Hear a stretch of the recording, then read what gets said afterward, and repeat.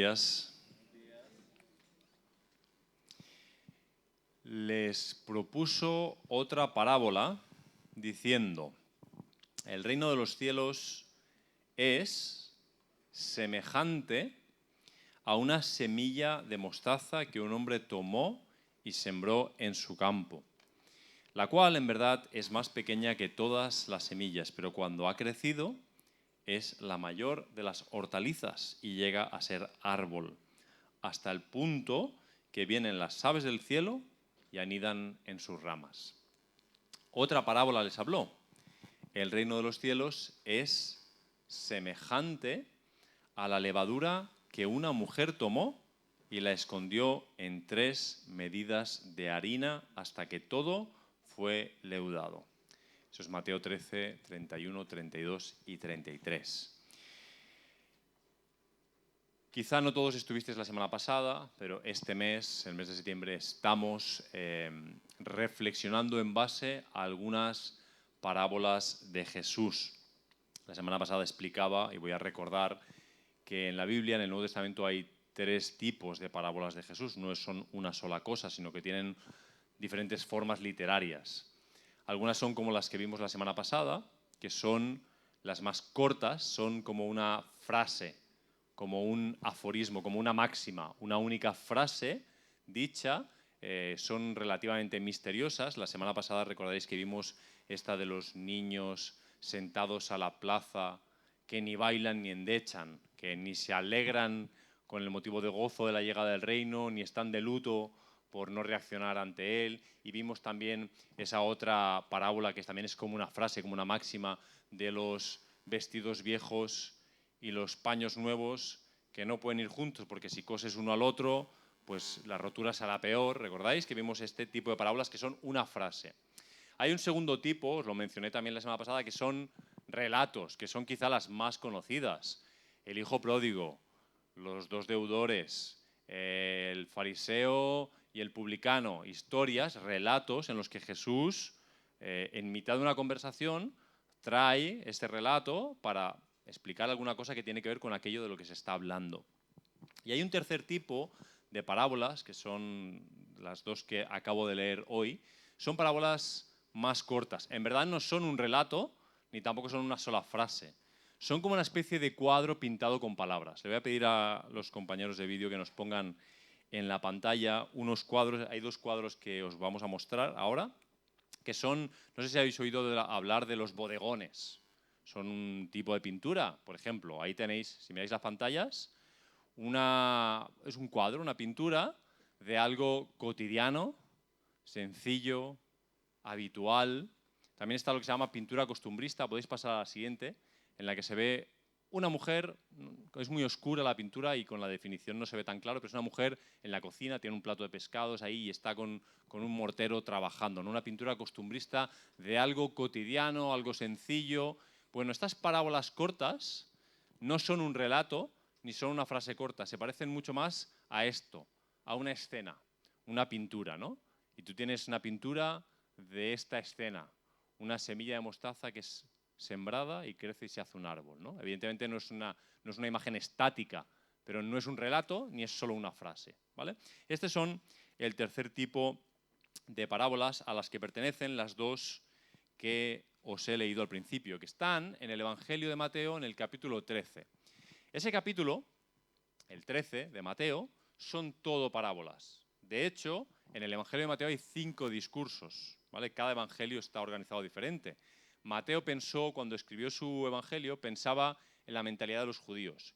Y los judíos eran gente discursiva en un sentido, y él lo que hace es juntar, en el capítulo 13, junta muchas parábolas del reino. Hay muchas, hay 6, 7, no recuerdo cuántas.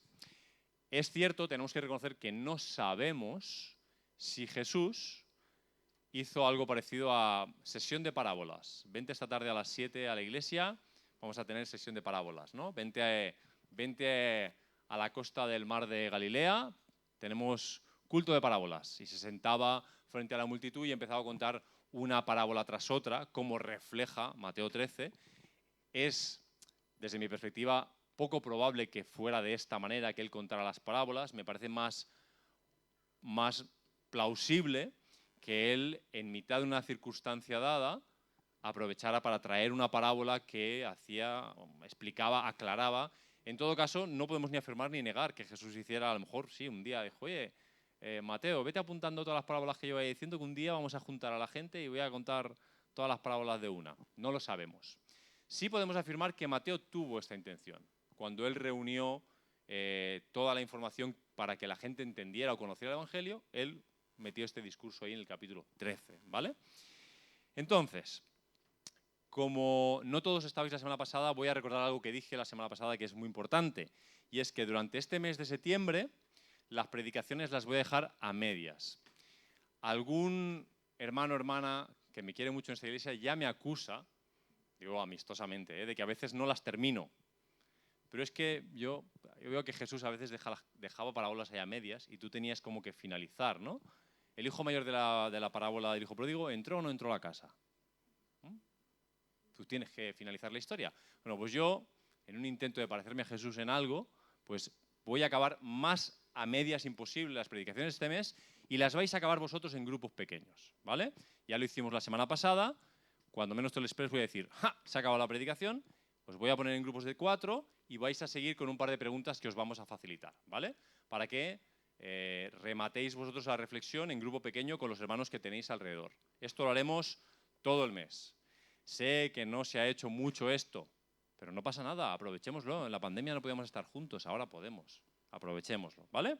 Entonces, por mi parte voy a traer a la mesa algunas reflexiones de estas dos parábolas que son solo 3 versículos, la de la semilla de mostaza y la de la levadura, ¿sí? Bueno, la semilla de mostaza, una de las semillas más famosas gracias a esta parábola de Jesús. ¿Quién pensaba en una semilla de mostaza? Bueno, los evangélicos, que somos muy de... Acusamos a los católicos a veces de tener muchas imágenes y tal, pero nos gusta también lo material y estoy seguro que la mitad de los que estáis aquí habéis tenido alguna semilla de mostaza alguna vez, porque es algo muy evangélico eso. Yo tuve un bolígrafo que tenía la cabeza del bolígrafo era como transparente y dentro había una semilla de mostaza. Y era una cosa muy, muy pequeñita, tenía como un milímetro quizá, es muy pequeñita. Ahora, no es la semilla más pequeña que existe. Y eso no es el punto que intenta traer Jesús a la mesa. No está intentando decir, esta es la semilla más pequeña que existe. Lo que está tratando es que tú veas, lo que quiere que destaque es la diferencia tan grande que hay entre lo pequeña que es la semilla y lo grande que puede llegar a ser el árbol que ha salido de esa tan pequeña semilla. Y bueno, lo cierto es que en una primera lectura es muy, muy evidente que el tema es el crecimiento. Y por eso, la semana pasada os dije que el título de la predicación era El reino de Dios se ha acercado, pero esta semana, con estas dos parábolas, es El reino de Dios crece. Ese es el título, ¿vale? El reino de Dios crece, porque el crecimiento es, sin duda, el tema esencial de estas dos parábolas. No podemos decir exactamente cómo crece. Sabemos que crece, pero no acabamos de ver todos los intríngulis, lo que hay detrás del telón. Podemos estudiar biología, podemos estudiar, yo qué sé, botánica, podemos estudiar los procesos de los crecimientos de las plantas, intentar entenderlas lo mejor posible, entender cuestiones sobre los condicionantes óptimos para que crezcan, con el agua, con la luz, con la tierra. No sé cuántos os dedicáis o tenéis un jardincito, un balcón, una terraza. Yo he hecho mis prácticas, no he leído nunca nada sobre botánica y en el proceso algunas plantas han sufrido mi falta de conocimiento. Valeria y yo hemos sido capaces incluso, esto tiene mérito, de matar un cactus, que supuestamente son cosas resistentes, pero el punto aquí no es el tema de la botánica, sino el misterio ya implicado en que una semilla caiga a tierra, muera, como dice la Escritura, y de ahí salga a la vida algo inmensamente, o sea, habría que ver la diferencia proporcional. ¿Cuántas veces es ese árbol en tamaño a esa semilla? ¿Cuántas?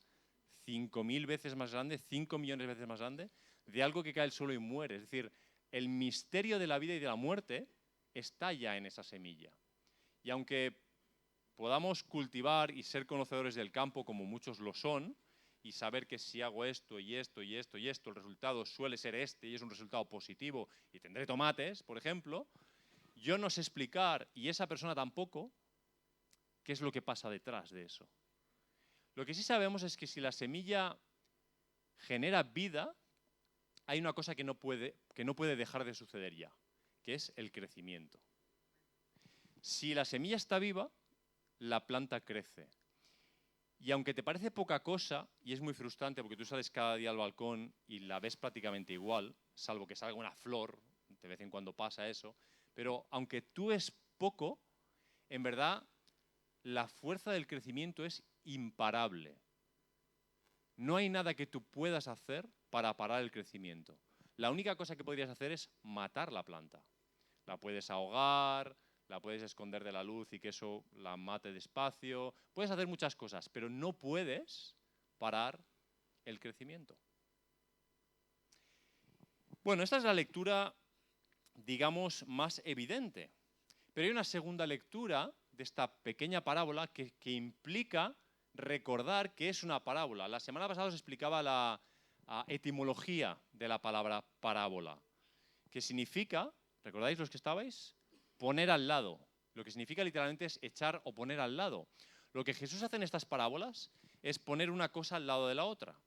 Una cosa no la conoces, el reino de los cielos, la otra es más familiar. Una semilla que plantas y crece. Todos hemos hecho algún experimento, hasta los niños en el cole, yo que sé, una lenteja, le echan agua y experimentan con eso, ¿no? Y eso lo conocen. La segunda lectura es entender que lo que Jesús está haciendo es una parábola. Es decir, esa semilla que es plantada, se parece de alguna manera al reino de los cielos. De hecho, recordemos la frase inicial, de esto os hablé la semana pasada también. La frase empieza diciendo, en la parábola, el reino de los cielos es semejante a. Entonces la pregunta que nos tendríamos que hacer es, ¿en qué se parece el reino de los cielos a esa semilla? Bueno, alguna reflexión más sobre esa semilla de mostaza. Esa semilla de mostaza de la que habla Jesús en esa parábola es cualquier semilla de mostaza, pero a la vez no todas son válidas. Y me tengo que explicar, porque estoy diciendo una cosa y la contraria, y ambas no pueden ser, ¿no? ¿Qué quiero decir? Quiero decir que cualquier semilla de mostaza tiene las mismas propiedades.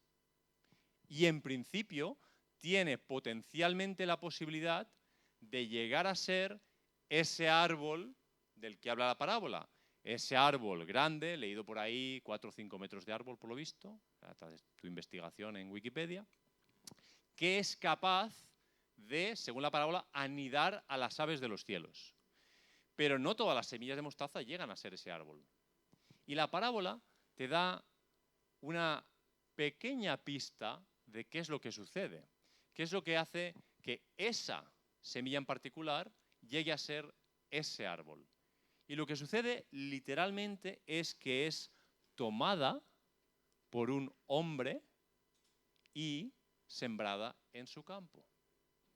Es decir, el reino de los cielos no se parece a una semilla de mostaza. El reino de los cielos se parece a una semilla de mostaza que es tomada por un hombre y sembrada en su campo. No hay ninguna de esas partes que te la puedas olvidar. A veces cogemos la semilla de mostaza y queremos decir, bueno, el reino de los cielos es como es pequeño, es no sé qué. No, es como la semilla que es tomada por un hombre y es sembrada en su campo. Y de eso ya podemos aprender algunas cosas básicas. Por ejemplo, el reino es de Dios, ¿no? El reino de Dios. Complemento del nombre, de Dios, ¿no? Pero el reino de Dios no es un reino para espíritus, para fantasmas, para extraterrestres. Es un reino para los hombres y las mujeres. El reino le pertenece a Dios, es de Dios, pero es para nosotros. Y la semilla es para ser relacionada, ella vive para relacionarse con seres humanos que la van a sembrar, que la van a cuidar, que la van a cultivar, que la van a regar, que van a hacer lo que saben hacer, más o menos torpemente, para que esa semilla llegue a ser un árbol. tú no sabes cómo hacer que eso sea un árbol. Sí, yo sé regar, yo sé que tengo que... Sí, sabes, pero no sabes, no podrías hacerlo. Tú no podrías provocar que ese árbol creciera. El crecimiento es algo que le pertenece a Dios, no te pertenece a ti. Tú de alguna manera puedes participar en cuidar del crecimiento. Y recuerda, es imparable ese crecimiento. No puedes evitarlo. Puedes atar las ramas del árbol y decir, no vas a subir más de aquí. Puedes hacer como los bonsáis, que para mantenerlos en un tamaño están ahí, creo que los podan todo el rato. Estás haciendo ahí ingeniería botánica, pero no puedes parar el crecimiento. Puede morir, pero no puedes parar el crecimiento. De hecho, esto aprovecho para hacer esta reflexión que algunos me la habréis oído ya. Es una cosa que digo mucho sobre las personas mayores. A veces las personas mayores, lo que llamamos gente de la tercera edad, a veces hay personas mayores que uno percibe que ya no tienen ganas de vivir. ¿Habéis tenido esta experiencia con alguien? Y he visto ya con los años, tengo suficientes años para haber visto que muchas personas mayores se van, es como si eligieran cuándo irse. Sabes que esto es cosa de Dios. Pero mientras la gente mayor tiene ganas de vivir, que significa ganas de crecer, ganas de aprender, salvo que una enfermedad lo impida y se meta en el camino, como que la vida sigue adelante. Pero muchas veces las personas mayores llega un punto en que ya es como que deciden que ya han vivido todo lo que tenían que vivir, ya no quieren aprender más tal, y muchas veces las personas empiezan a morir en ese momento. Y bueno, es una reflexión para que lo valoréis, ¿no? Porque muchas veces eso es algo que veo que sucede. ¿Alguna cosita más sobre esta parábola?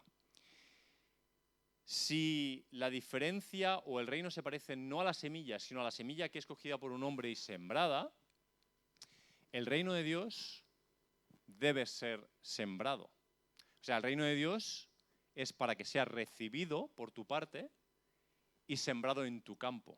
Esa es la idea que Jesús creo que está tratando aquí. Tienes que hacerle espacio en tu campo al reino de Dios. Porque cuando tú siembras algo, esto ya te digo, yo no sé mucho de plantas, pero es suficiente para esto. De hecho, solo con las parábolas de Jesús ya aprendes mucha botánica. Porque en la parábola del sembrador hay una que cuando crece al lado de las espinas, ¿qué le pasa? Se ahogan.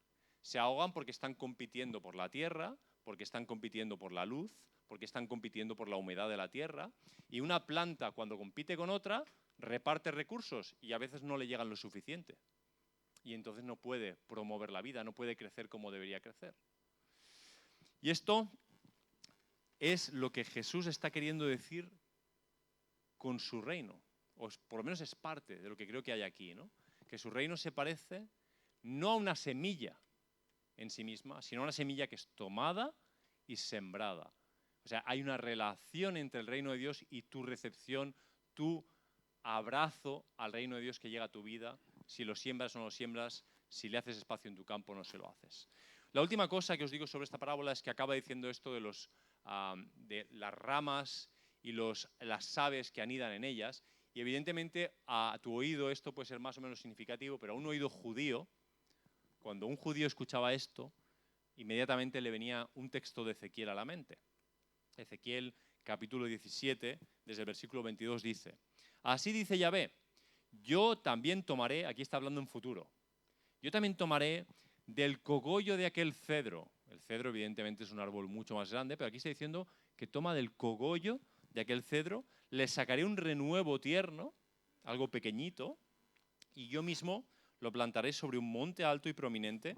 En el excelso monte de Israel lo plantaré, alzará ramas, dará frutos y hará un magnífico cedro, y debajo de él habitarán todas las aves de todas las especies. Evidentemente era imposible para un judío no darse cuenta de esto, no escuchar una cosa y pensar en la otra. Y muchos son los que hablan de que en el abrazo del reino, cuando las personas abrazamos el reino, aunque parezca insignificante como una semilla al principio, si le hacemos sitio en nuestro campo, eso crece y llega a ser la oportunidad para que muchas personas, muchos pájaros, muchas pájaras de toda lengua, tribu y nación, como los que estoy viendo yo ahora, pájaros y pájaras, de toda lengua de tribulación, hallen espacio, encuentren nido en este árbol. El reino promueve la vida y promueve nidos que acogen a las personas que necesitan el reino. Entonces, aunque te parezca insignificante, el reino es imparable. Aunque te parezca que va lento, es imparable, que no está reñido con que sea lento. Yo sé que tú miras fuera, tú sales a la calle y el reino de Dios lo buscas y parece que no lo encuentras. Bueno, ¿qué es el reino de Dios en comparación con los reinos de este mundo? Si lo que mueve el mundo son los reinos de este mundo, no parece que sea el reino de Dios. Y entonces lo percibes y lo ves como, dices, bueno, es que es como una semilla, no tiene fuerza. Pero está sembrado y es imparable. Es imparable. Bueno, alguna cosita sobre la segunda parábola y luego termináis vosotros la predicación. ¿Qué tiene en común esta segunda parábola? Os la recuerdo, el reino de los cielos es semejante a la levadura que una mujer tomó y la escondió en 3 medidas de harina hasta que todo fue leudado. ¿Qué tiene en común? Bueno, tiene en común aparentemente la pequeñez, ¿no? La semilla, un poquito de levadura, pero de nuevo aquí el tema no es la pequeñez de lo que sea simbolizado en la parábola, sino el contraste con lo grande que es algo al lado de eso, es decir, la semilla versus el árbol. Ahora aquí un poco de levadura versus, el texto dice 3 medidas de harina. Si no haces un poco de investigación bíblica buscando tablas de esas de medidas, no sabes qué significa eso. Eso, normalmente la harina la compramos en kilos hoy día, pero eso más o menos son como 40-45 litros, o sea, en volumen, de harina. Pues no sé si 1 litro de harina, 1 kilo de harina, no sé exactamente, pero más o menos, imagínate, 35-40 kilos de harina. Entonces las compras en paquetes de 1, imagínatelas todas juntas, no sé, serían igual como este atril, ¿no? Imagínate que le pones un poquito de levadura. Tu impresión inevitable es que esa levadura, ¿qué puede hacer frente a toda esa harina? Jesús dice, el reino de los cielos es semejante a la levadura, pero pasa lo mismo que en la anterior, por eso las he unido las dos. No se parece a la levadura en sí misma, se parece a esta levadura que está mezclada en 3 medidas de harina. Y lo que sucede es que dice hasta que, no dice que sea rápido, dice hasta que todo fue leudado. Muchos autores han tratado, casi diría maltratado, esta pequeña parábola porque han atado demasiado el significado de la parábola al concepto teológico de la levadura. No hace falta demasiada información bíblica para recordar que Jesús dijo cosas como guardaos de la levadura de los fariseos y tal, que Pablo le dijo a los gálatas cuidado con la levadura que le da a toda la masa, y estaba hablando de que les estaban alejando de la verdad, así que la levadura tenía un concepto negativo, o recordar que la Pascua se va a fundar sobre un alimento que son los panes sin levadura y hay una prohibición explícita de cocer los panes con levadura en esa fiesta, que es la fiesta, la Pascua, ¿no? Entonces, como que la levadura en la Biblia pues es mala. Entonces mucha gente ya ha asumido que cuando aparece algo malo hay. Lo que creo que sucede entre esta parábola y todos estos textos es el mismo principio de funcionamiento, de fermentación de la levadura, que puede ser leído de una manera o de otra. Aquí Jesús lo está aplicando al reino. El reino es como esta pequeña levadura que parece que es imposible que leude tanta harina, igual que el reino es en apariencia algo pequeño. Los cristianos decimos, somos un pueblo pequeño, somos poquita cosa, no sé qué, somos una manada pequeña, nos gusta mucho recordar estas cosas. ¿Qué podemos hacer frente a la realidad de este mundo? Pero lo que Jesús dice es, mi reino funciona así. Funciona que parece que no pasa nada, pero pasa. No es evidente, pero está pasando. Y sobre todo, es imparable. No hay manera de parar el crecimiento del reino de Dios. Lo único que puedes hacer es desarraigarlo de tu campo. Arrancar esa hortaliza, si no la quieres. O no echar la levadura. Pero cuando eso empieza a funcionar, es imparable. La cuestión es si eso está tomando espacio en tu vida. Si tú eres ese hombre o esa mujer que está sembrando esa semilla, la del reino, en tu campo. Y le estás haciendo el espacio, y le estás dando el tiempo, y la estás cuidando. Bueno, hasta aquí la predicación. Que avisa no es traidor. ¿Podéis ponerme las preguntas? He preparado unas preguntas para que ahora os juntéis en 3 o 4, os conocéis, si no os conocéis con alguien tenéis la oportunidad, y podáis seguir, ni siquiera es completar, porque reflexionemos el tiempo que reflexionemos, no vamos nunca a completar tantas cosas como podríamos aprender de estos textos, pero hay 3 preguntas, las voy a leer porque una cosa es escribirlas y pensar que el mundo me entiende y otra cosa es que a lo mejor me entendáis cuando, ¿vale? Entonces voy a explicar las preguntas. La primera son 3. Que nadie se asuste, que nadie salga corriendo, que ya no lo sabemos esto. No huyas ahora, no tienes que ir al lavabo justo ahora, no pasa nada, quédate. No te asustes, son tus hermanos y tus hermanas, tranquilo. Primera pregunta. ¿Qué crecimiento has visto en ti desde que sembraste la semilla del reino en tu campo? Si creemos ese principio bíblico de que la vida del reino crece y que eso es imparable, si el reino de Dios ha sido plantado en tu vida, algo está creciendo. ¿Qué has visto ahí? ¿Qué has visto en tu vida? ¿Ha habido algún cambio? La pregunta sigue no por hacerlas largas, sino porque a veces una parte como que no... Yo siento que a veces cuando haces una pregunta uno no se identifica con una, la explico de varias maneras, pero es una sola idea, ¿vale? Es una sola pregunta. ¿Cómo ha sido transformado tu campo por la presencia del reino? ¿Cómo ha sido transformada tu vida por la presencia de ese reino? Esa es la primera pregunta, ¿vale? La segunda, ¿qué podemos hacer cuando no vemos crecimiento del reino de Dios en nosotros? ¿O qué harías tú para que la planta de mostaza siga creciendo? Ahí os he puesto un texto, 1 Corintios, en el capítulo 3, ahí hay alguna idea que os puede ayudar a reflexionar ahí. Y la última cosa que quiero que compartáis unos con otros es ¿qué te llevas hoy para poner en práctica? El tema del crecimiento parece un tema, bueno, el crecimiento es de Dios, ¿no? Entonces, pues ya está, que lo haga Él, ¿no? La Biblia me dice que lo haga Él. Bueno, ¿hay algo que te enseñe esta parábola que digas, esto me lo tengo que llevar? Bueno, venga. Sin vergüenza, hermanos, sin vergüenzas, hermanos. Poneos en grupitos, no tengáis miedo a preguntar el nombre a la persona de al lado, a conocerla y compartir estas preguntas. Que Jesús os guíe en esta reflexión. Venga, venga. Podéis girar las sillas. Sí, podéis girar las sillas. Debéis girar las sillas. Os animo a girar las sillas.